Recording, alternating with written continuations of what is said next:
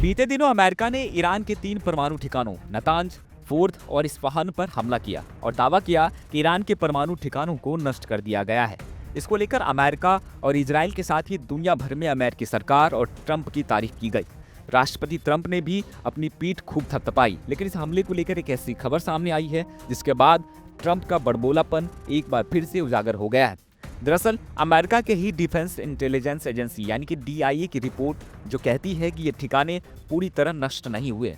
Report के मुताबिक Iran के परमाणु कार्यक्रम को बस कुछ महीनों की देरी हुई है, अस्थायी नुकसान नहीं हुआ है। रिपोर्ट में कहा गया है ईरान ने 60% शुद्धता वाले यूरेनियम पहले ही दूसरी जगह भेज दिया था और अधिकांश सेंट्रीफ्यूज भी सुरक्षित है।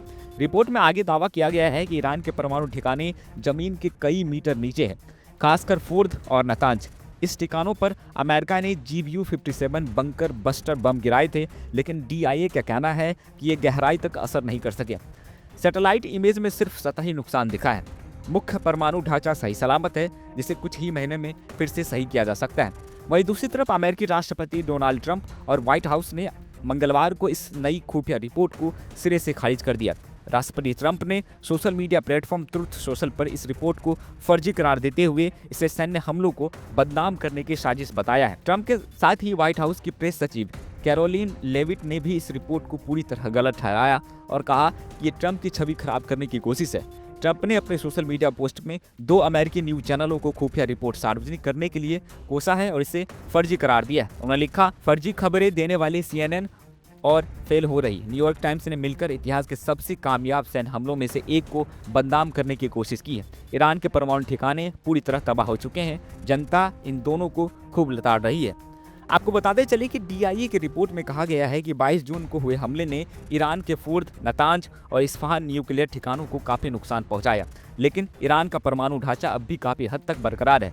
यह दावा ट्रंप और इजरायली प्रधानमंत्री बेंजामिन नेतन्याहू के उन बयानों के खिलाफ है जिसमें उन्होंने कहा था कि ईरान का परमाणु कार्यक्रम पूरी तरह से तबाह हो चुका है। रिपोर्ट के मुताबिक फोर्द के गहरे बने बंकरों के एंट्री गेट अमेरिकी बंकर बस्टर बमों से ढह गए।